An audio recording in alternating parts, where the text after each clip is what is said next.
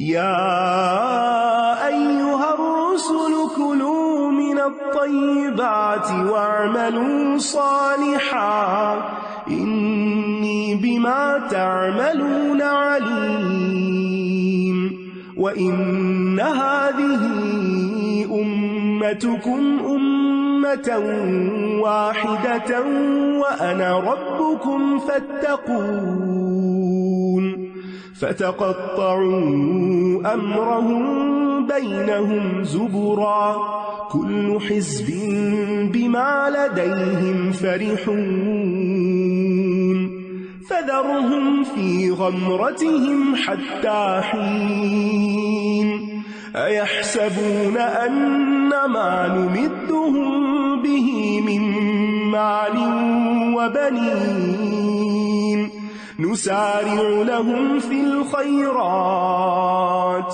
بل لا يشعرون إن الذين هم من خشية ربهم مشفقون والذين هم بآيات ربهم يؤمنون والذين هم بربهم لا يشركون والذين يؤتون ما آتوا وقلوبهم وجلة أنهم إلى ربهم راجعون أولئك يسارعون في الخيرات وهم لها سابقون ولا نكلف نفسا إلا وسعها ولدينا كتاب ينطق بالحق وهم لا يظلمون بل قلوبهم في غمرة من هذا ولهم أعمال من دون ذلك هم لها عاملون حتى إذا أخذنا مترفيهم بالعذاب إذا هم يجأرون لا تجأروا اليوم إنكم منا لا تنصرون قد كانت آياتي تتلى عليكم فكنتم على أعقابكم تنكصون مستكبرين به سامرا تهجرون أفلم يدبروا القول أم جاءهم ما لم يأت آباءهم الأولين أم لم يعرفوا رسولهم فهم له منكرون أم يقولون به جنة بل جاءهم بالحق وأكثرهم للحق كارهون ولو اتبع الحق أهواءهم لفسدت السماوات والأرض ومن فيهن بل أتيناهم بذكرهم فهم عن ذكرهم معرضون أم تسألهم خرجا فخراج ربك خير وهو خير الرازقين وإنك لتدعوهم إلى صراط مستقيم وإن الذين لا يؤمنون بالآخرة عن الصراط لناكبون ولو رحمناهم وكشفنا ما بهم من ضر للجوا في طغيانهم يعمهون ولقد أخذناهم بالعذاب فما استكانوا لربهم وما يتضرعون حتى إذا فتحنا عليهم بابا ذا عذاب شديد إذا هم فيه مبلسون۔ اے پیغمبروں، پاکیزہ چیزوں میں سے کھاؤ اور نیک عمل کرو، بے شک جو عمل تم کرتے ہو میں اسے خوب جاننے والا ہوں۔ پیغمبروں سے خطاب کر کے اللہ تعالیٰ فرما رہے ہیں کہ پاکیزہ چیزوں میں سے کھاؤ، کیونکہ پاکیزہ چیز کا روح اور دل پر اثر ہوتا ہے، اور اسی طرح حرام چیز کا بھی انسان پر اثر ہوتا ہے، اس کی روحانیت اور نورانیت متاثر ہوتی ہے۔ روحانی طور پر انسان کمزور اور بیمار پڑ جاتا ہے اگر اس کا رزق حلال اور طیب نہیں ہوتا۔ برائیوں کے خلاف، گناہوں کے خلاف اس کی قوت مدافعت کمزور ہو جاتی ہے، امیونٹی لو ہو جاتی ہے، اور انسان غلط کاموں کی طرف جلد راغب ہونے لگتا ہے۔ اس کے برعکس حلال کھانا انسان کے لیے نیک اعمال میں مددگار ثابت ہوتا ہے، اعمال قبول بھی ہوتے ہیں، دعائیں قبول بھی ہوتی ہیں، اور پھر انسان کے اندر خیر اور بھلائی کی طرف رغبت زیادہ ہو جاتی ہے۔ تو اگر انبیاء کو یہ حکم دیا گیا ہے تو تمام مصلحین کے لیے بھی یہی حکم ہے۔ اور بے شک تمہاری یہ امت ایک ہی امت ہے اور میں تمہارا رب ہوں، پس تم مجھ سے ڈرو۔ اور یہ امت انبیاء اور رسل کی جماعت بھی ہو سکتی ہے اور ان کے اوپر ایمان لانے والوں کی بھی، کیونکہ سب کی تعلیم ایک تھی اور سب کے اندر توحید میں یکسانیت تھی۔ پھر انہوں نے اپنے معاملے یعنی دین کو آپس میں ٹکڑے ٹکڑے کر کے جدا جدا کر لیا، ہر گروہ اسی پر خوش ہے جو اس کے پاس ہے، یعنی دین توحید چھوڑ کر لوگ مختلف فرقوں میں بٹ گئے۔ لہٰذا آپ انہیں ایک مدت تک ان کی غفلت میں چھوڑ دیجئے۔ کیا یہ سمجھتے ہیں کہ ہم جو مال اور بیٹوں میں انہیں بڑھا رہے ہیں ہم ان کو بھلائیاں دینے میں جلدی کر رہے ہیں؟ بلکہ یہ شعور نہیں رکھتے، یعنی ان کو احساس نہیں کہ ان کے ساتھ ہو کیا رہا ہے۔ نافرمانیوں کے باوجود اگر کسی شخص کی نعمتوں میں کمی نہیں ہوتی تو یہ دراصل اللہ تعالیٰ کی طرف سے اس کی رسی دراز کی جا رہی ہوتی ہے، اور پھر ایک دم پکڑا جاتا ہے اور انسان پھر چھوٹ نہیں سکتا۔ بے شک جو لوگ اپنے رب کی خشیت سے ڈرتے رہتے ہیں، یعنی مخلص مومن جو ہوتا ہے اللہ سے ڈر ڈر کے زندگی گزارتا ہے، اور اس کا ڈرنا ایسا نہیں ہوتا جیسے کسی ظالم جابر سے کوئی ڈرتا ہے۔ اللہ کی خشیت کا مطلب ہوتا ہے کہ اللہ کی محبت کے ساتھ اس کی ناراضگی سے بھی ڈرنا ہو، اس کی ناراضگی کا خوف ہونا۔ اور جو اپنے رب کی آیات پر ایمان رکھتے ہیں، ایسا ایمان، ایسا یقین جس میں کوئی شک نہیں ہوتا، اور جو اپنے رب کے ساتھ کسی کو شریک نہیں کرتے، یعنی ہر طرح کے شرک سے بچنے والے ہوتے ہیں۔ اور وہ لوگ جو دیتے ہیں تو اس طرح دیتے ہیں کہ ان کے دل لرزتے رہتے ہیں کہ بے شک وہ اپنے رب کی طرف لوٹنے والے ہیں، یعنی اللہ کی راہ میں خرچ کر کے، دے کر بھی وہ ڈرتے ہیں۔ یؤتون کا لفظ صرف مال دینے کے لیے استعمال نہیں ہوتا، بلکہ اس میں ہر طرح کا دینا مراد ہے، یعنی تمام طرح کی نیکیاں کرتے ہوئے، اطاعت اور بندگی اللہ کے حضور پیش کرتے ہوئے بھی ڈرتے رہتے ہیں، ان کے دل لرزتے رہتے ہیں۔ کس بات سے؟ کہ کہیں ان کے اعمال رد نہ ہو جائیں، اللہ تعالیٰ کو پسند نہ آئیں۔ تو مومن جو ہوتا ہے وہ ایمان کے ساتھ خشیت کو جمع کرتا ہے، جبکہ منافق برائی کے ساتھ امن میں رہتا ہے، یعنی غلط کام بھی کرتا ہے اور بے فکر رہتا ہے۔ کس کے دل میں کتنا ایمان ہے اس کی حقیقت تو اللہ ہی کو پتا ہے، اور پھر کون اللہ کے ڈر سے کتنا کانپتا ہے یہ بھی اللہ کو پتا ہے۔ اور اس میں جو نیک بندے ہوتے ہیں وہ اپنے دلوں کی کیفیت کا بہت اظہار بھی نہیں کرتے اور اپنے نیک اعمال پر فخر بھی نہیں کرتے، کیونکہ انہیں اس بات کا ڈر ہوتا ہے کہ کہیں اس عمل سے بھی اعمال ضائع نہ ہو جائیں۔ مومن اللہ کی اطاعت میں تھکتا ہے، کوشش کرتا ہے، پھر بھی ڈرتا ہے، لرزتا ہے۔ وہ اپنی طرف سے نیکیوں میں دوڑ لگاتا ہے اور بہتر سے بہتر کام کرتا بھی ہے اور اس کی توفیق بھی مانگتا رہتا ہے، اور اس سارے کام کے باوجود پھر بھی ان کے اندر کسی قسم کا نیک ہونے کا احساس نہیں ہوتا۔ یہی وہ لوگ ہیں جو نیکیوں میں جلدی کرتے ہیں اور یہی ان کی طرف سبقت کرنے والے ہیں، یعنی نیکی کی طرف کون سبقت لے جاتے ہیں، کون دوڑ لگاتے ہیں، کون آگے بڑھتے ہیں؟ جو ان صفات کے حامل ہوتے ہیں کہ جن کو اپنے نیک ہونے کا کوئی زوم نہیں ہوتا، کیونکہ جس کو یہ خیال آ جائے کہ میں نیک ہوں تو پھر اس کو مزید نیکی کرنے کی ضرورت محسوس نہیں ہوتی، اور جس کو یہ فکر ہو کہ کہیں میری کسی بات پہ پکڑ نہ ہو جائے تو وہ زیادہ سے زیادہ نیک اعمال کرتا ہے کہ کہیں معاملہ برابر برابری ہو جائے۔ اور ہم کسی بھی جان کو اس کی وسعت سے زیادہ تکلیف نہیں دیتے، اور ہمارے پاس ایک کتاب ہے جو حق کے ساتھ بولے گی اور وہ ظلم نہ کیے جائیں گے. یعنی نیکیوں میں سبقت کرنا ایسی عادت نہیں کہ انسان کے بس سے باہر ہو. ہم کسی بھی جان کو اس کی وسعت سے زیادہ تکلیف نہیں دیتے، یعنی ہر انسان کی وسعت الگ الگ ہے، لیکن ہر انسان کو یہ کوشش کرنی چاہیے کہ میرا آج میرے کل سے بہتر ہو. جو کچھ میں رمضان سے پہلے کرتا تھا اب رمضان کے بعد بھی وہی کر رہا ہوں، تو اس کا مطلب ہے رمضان کے آنے اور جانے سے کوئی فرق نہیں پڑا. لیکن اگر کسی بھی طرح کسی بھی عمل میں بہتری آئی ہے، اضافہ ہوا ہے، محنت کی عادت ہوئی ہے، قرآن سے محبت زیادہ ہو گئی ہے، روزے رکھنے کی توفیق ہو رہی ہے، تہجد کی توفیق ہو رہی ہے، تو آپ سمجھیں کہ یہ اللہ ہی کے اذن سے ہے، اور اللہ نے آپ کو اس کی وسعت دی ہوئی تھی. آپ اس کا اندازہ نہیں رکھتے تھے، رمضان میں اس کا اندازہ ہوا اور بعد میں آپ اس کو جاری رکھنے کی کوشش کر رہے ہیں.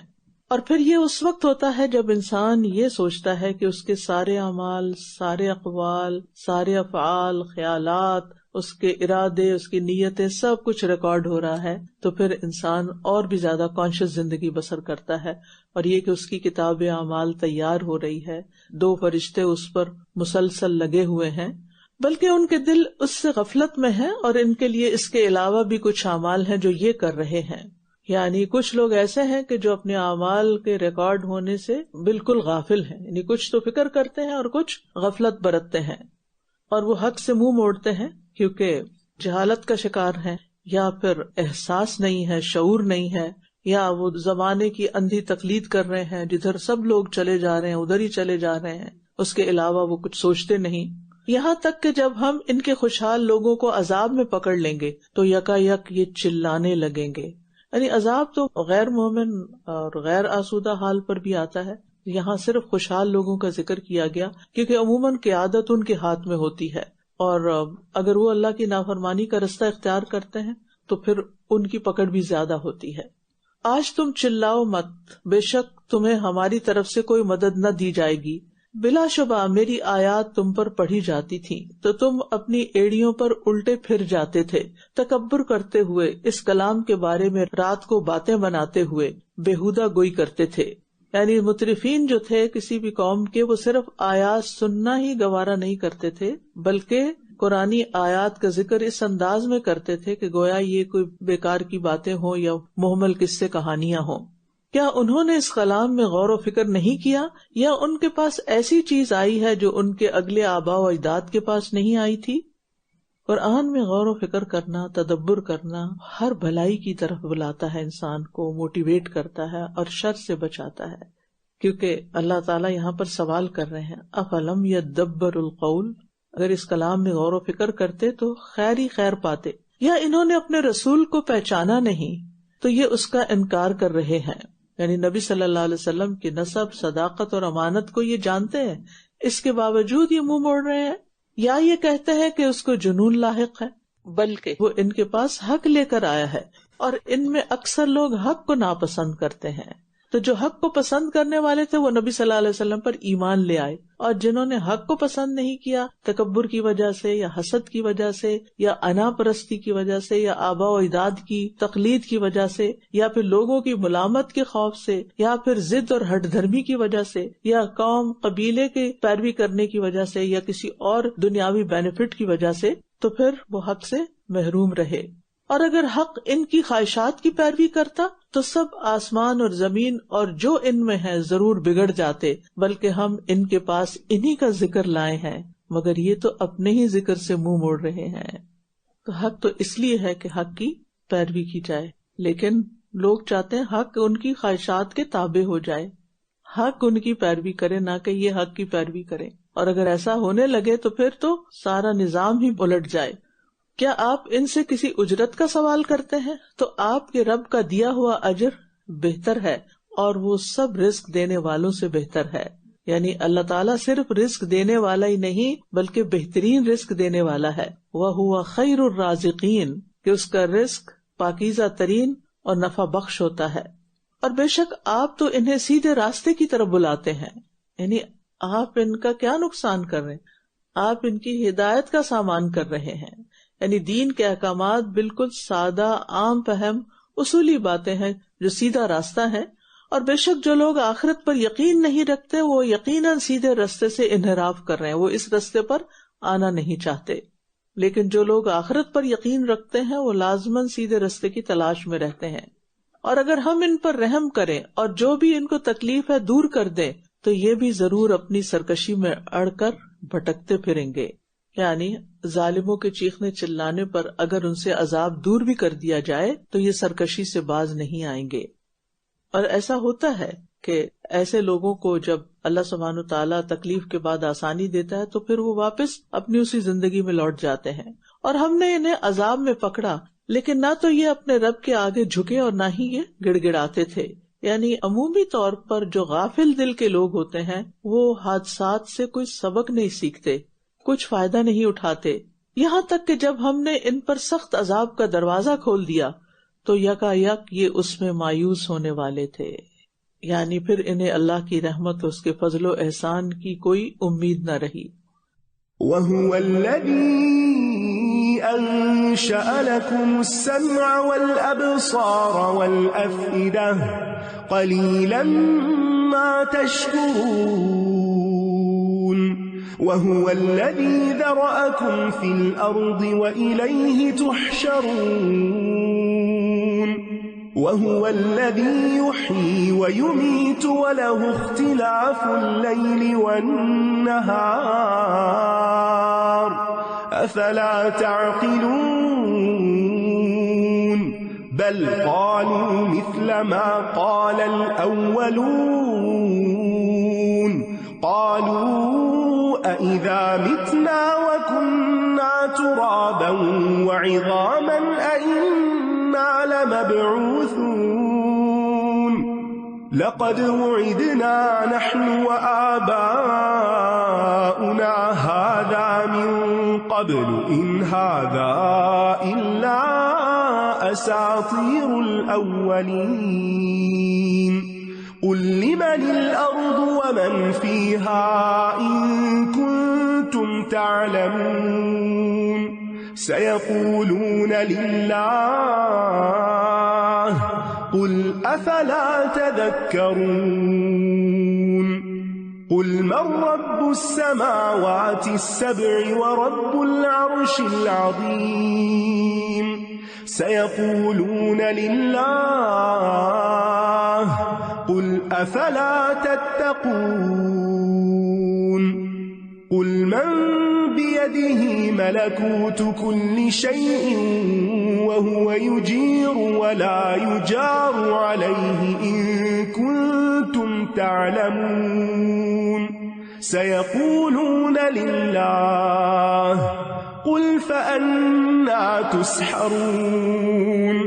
بَلْ أَتَيْنَاهُمْ بِالْحَقِّ وَإِنَّهُمْ لَكَاذِبُونَ.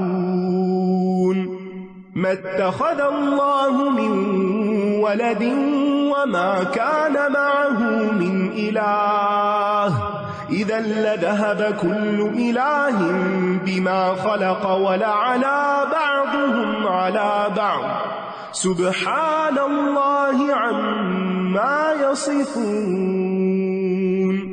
عَالِمِ الْغَيْبِ وَالشَّهَادَةِ فَتَعَالَى عَمَّا يُشْرِكُونَ. اور اللہ ہی وہ ذات ہے جس نے تمہارے لیے کان اور آنکھیں اور دل بنائے، بہت کم تم شکر ادا کرتے ہو. یہ انسان کی کمزوری ہے، نہ نعمتوں پر شکر کرتا ہے اور نہ ہی نعمت کے چھن جانے پر صبر کرتا ہے.